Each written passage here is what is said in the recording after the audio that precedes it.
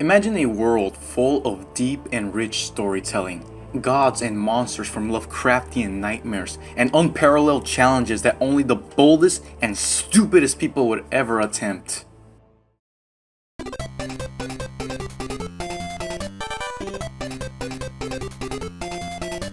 Oh yeah, we're playing with the big boys now.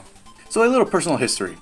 Around 2 years ago in late 2021, I decided to go on a journey of gluttony and inflation. I had never played a Kirby game before, so I was an ignorant little baby to his world. I only knew him from the Super Smash Bros. Series, and from what I gathered from those games, I kind of thought that, I get it, right? I get who Kirby is, I know what he's all about, I get it. But over the years, I had passively heard rumors and legends about how Kirby is so much more than he seemed. Stuff like how apparently Kirby lore is absolutely insane, and how Kirby himself is like some reincarnated god of destruction. Like what? What is going on over there? The straw that finally broke the camel's back was when I was reading some sort of forum online about how Kirby Star Allies had so many callbacks and references to past games, and how the final boss just demolished the lore. So I was like, you know what? I want in. I want some of that juicy Kirby dopamine flowing inside my brain. So that's when I decided to play every single Kirby game. Yep, all of them. From the mainline to the spin-offs. I like to be thorough. So I scraped through every inch of these games to make sure I don't miss out on anything. Cause God knows how important Star Stacker is to the Kirby mythos. So over the course of God knows how long, I will be sharing my experience with all of you beautiful little angels of my journey through these games. And it all starts with the birth of a star. Wait, I already used this intro. Now, unfortunately, I don't have a Game Boy or an original cartridge since they're pretty hard to come by these days. But luckily, I was able to play this game thanks to the Virtual Console on the 3DS and Wii U eShops. In fact, that's how I played most of these older Kirby games. Man, thank God we have these shops to help preserve these old games and keep them readily accessible for future audience. Oh. Can I just say, man, this Virtual Console is awesome! You hold the shoulder buttons and press Y to change the screen from black and white to Shrek. You can hold start when starting the game to get this cool Game Boy filter. I know this seems pretty trivial these days, but back then this was a luxury. Honestly, it's a luxury compared to today too. What is this filter? Why couldn't they just give us a black and white option? Because let's be real, that's what most Game Boy games look best in. Color is fine, I guess, but it feels incomplete. Green makes Kirby look like he inhaled rotten meat. Honestly, he'd probably enjoy that. Anyway, that's enough whining about the Switch Game Boy app, or whatever it's called. Let's actually start playing this. Damn it, not again! Like others from this era, this game's story actually comes from the manual instead of the game itself. Kirby to the rescue. On a tiny star somewhere far, far away from Earth, there is a very special place known as Dreamland. The Dreamlanders are very happy people who use their magical sparkling stars to play and work among the heavens. Among the heavens? I didn't know Kirby was an allegory for religion. That is, until one dark night when the gluttonous King DDD and his rotten band of thieves swooped down from the neighboring Mount DDD for a midnight snack in Dreamland. Not only did they steal all their food, but they stole the Dreamlanders' treasured sparkling stars as well. Because the Dreamlanders didn't have the sparkling stars to gather food anymore, they began to get very hungry. Heist of the century, folks. You caused a worldwide famine. Suddenly, a spry little boy named Kirby happened along and said, "Don't worry, I'll get your food and your sparkling stars back." I didn't know Kirby had a larynx. With these words, Kirby set off on his quest towards the dreaded Mount DDD. We wish him luck. Alright, pretty straightforward story. Bad guy stole food, we want to return food. I'm curious to see how this story will develop over time. But right now, let's actually start playing this. Mother.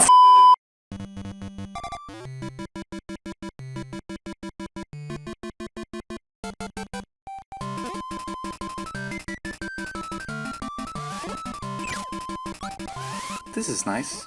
The gameplay of Kirby's Dream Land is pretty much as simple as it gets. It's a platformer that utilizes the Game Boy's limited control scheme. You can move left, right, crouch, jump with A, and inhale and spit with B. Surprisingly enough, you don't float with the jump button, but instead with up on the D-pad. I guess they wanted every action to have its own designated button, but it's still a little jarring at first. Oh, and of course, how can we forget Kirby's infamous and iconic copy ability? Huh?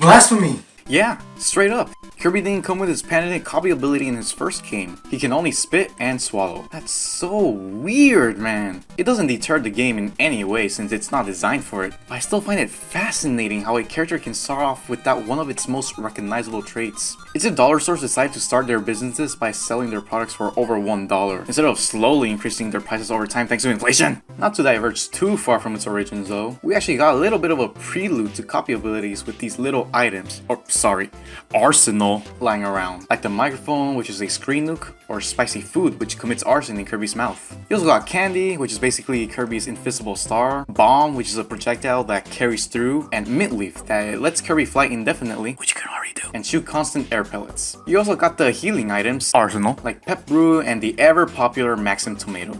The bag of magic food. What the hell? All of which would actually become staples in the Kirby series. Well, all except for one. Sweet dreams, Mint Leaf. May you forever have an identity crisis. I mentioned that you can already float indefinitely. The Kirby games seem to vary on the limits of how long you can float, but here you can pretty much go on forever. Sakurai, the creator of Kirby, made a video himself on this game, where he explains that he wanted Kirby to be a beginner's game, and giving them the option to save themselves from falling into a pit was a good way to ease them into the realm of gaming.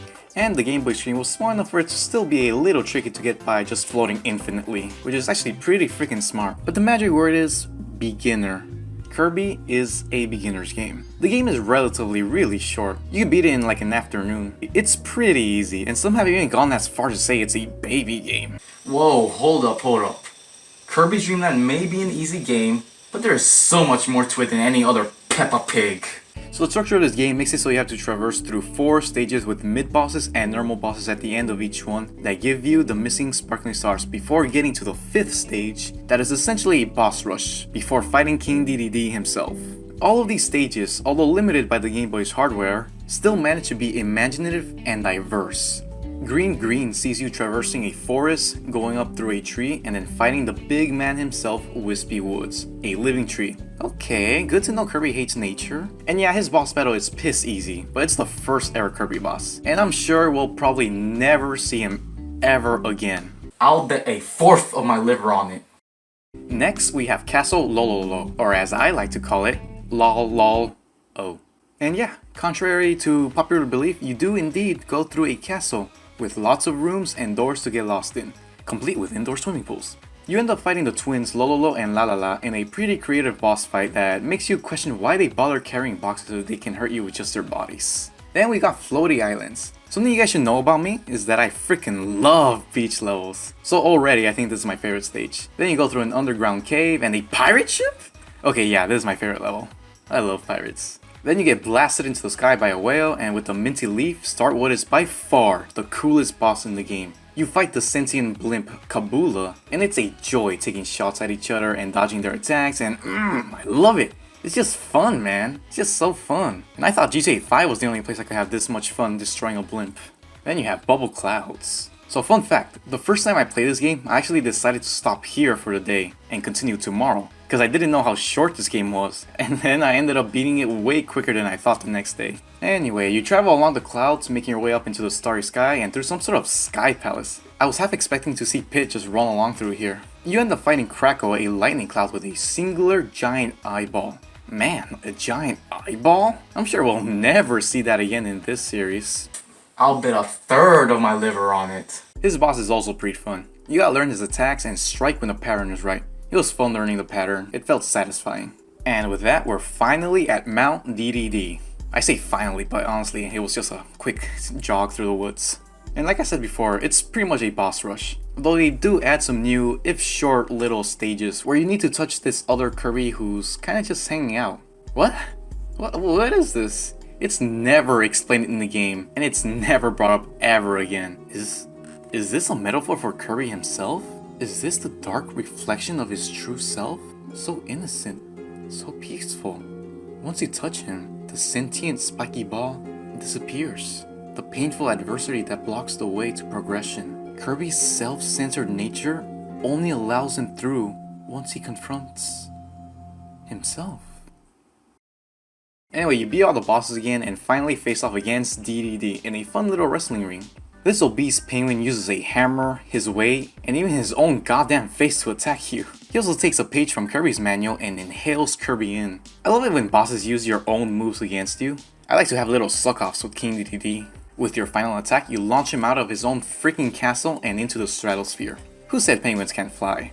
And with all 5 sparkling stars, Kirby absorbs the power of deviant art and carries the castle back to Dreamland, while food rains from above. Who are these people? Are they Waddle Dees? They all just look like Kirby. And with that, our journey is over.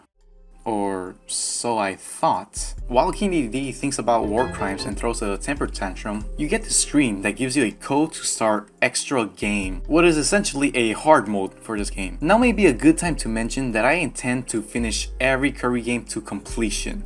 100%. So let's go ahead and start. Oh jeez, oh god, oh fuck, oh holy, oh. Yep. Kirby may be a game for beginners, but that still won't stop it from beating you into submission the first chance it gets. Extra mode basically took its characters and made them go crazy hyper from sugar. Or crack. They're way faster, more erratic, and harder to predict. Some are straight up replaced with different variations and, blackface? And don't even get me started on the bosses. Holy wow, are they out for blood. I actually did end up losing a few lives in this mode. It can be brutal sometimes. But despite the rise in difficulty, it's still very much fun. I still had a great time going through these stages again, and learning the boss's new attack patterns. Seriously, Crackle takes up nearly the whole screen. And Kabula? Oh man, this is such a hectic time fighting this spammer. What an awesome boss battle, seriously. And King Dedede is just a chef's kiss on this mode. Like, wow, I just barely won within the skin of my teeth. And what's your reward for clearing this mode? Well, this is the only way to learn the names of most of the enemies. You got your Waddle Dees, Bronton Burt, Poppy Bros, and who can forget Glunk, or Koner, or Kukler, or Cockun? Oh, and Benny. You also get this code and message along with this cute little cutscene of King Dedede crying over his loss to Kirby, revealing a more sensitive side to the poor king. And yes, both of these codes are available from the start, but you wouldn't know that unless you beat it. It lets you mess around with Kirby's health like a surgeon double agenting for the morgue, and you get the sound test. So yeah, not much reward for completing this game twice, but just the fact that they included anything at all just shows how much they cared. And that's the best thing about Kirby's Dream Land. The sheer amount of love and passion poured into this small bite-sized experience. This was Sakurai's first ever game that he made when he was 19, and he made sure to give it his all. For a Game Boy game meant for beginners, he gave it so much soul and life. It's the little things and details, everything from Kirby bumping into a wall, to the fire ability going out in the water, to Kirby spinning while paused, to the castle frowning, to these enemies that trick you when you try to inhale them, to this ghost trying to blend in with the clouds. How cute is that? Is that what clouds are in real life? Ghosts? That would explain why clouds are so scary. And I haven't even talked about how beautiful some character animations can be. Before you start each level, we get these little intros of Kirby messing around in the world we're about to explore. And we get a little foreshadowing of Kirby's future god-slaying abilities. With one singular sneeze, he's able to collapse 4 stars. Wow! And we have all the little warp star transitions, Kirby's dance, not to mention freaking secrets? You can go into the moon? Seriously, why is this game kicking so much ass? I know it's nothing groundbreaking, but still, Sakurai and his team didn't have to try so hard. But they did, and that's what makes Kirby so endearing. That's why he went on to spawn a whole franchise that is still going strong to this day. Because, despite everything, Kirby shot for the stars. Kirby's Dream Land is short and sweet. And with that, we're finally done with the very first game. I gotta say, not a whole lot of lore going on in here, but Kirby is so much more than that. I mean, where else are you gonna find heat-seeking umbrellas? So I hope you stick around for my long and whimsical journey through Dreamland. Wait a second. Dreamland. Dreamland. Heavens? Dreams, heavens? The unexplained Kirby clones? Oh my god. Oh my god. We're in Kirby's afterlife. Oh my god, it all makes sense now. That's why Kirby is the self-made hero of this story. That's why there are clones of him everywhere. That's why all the people in Dreamland look like Kirby. They are Kirby. Wait a minute. Kirby is aware of the player. He says bye to them directly. Oh my god. I am part of Kirby. Kirby is dead. Am I dead? Am I Kirby?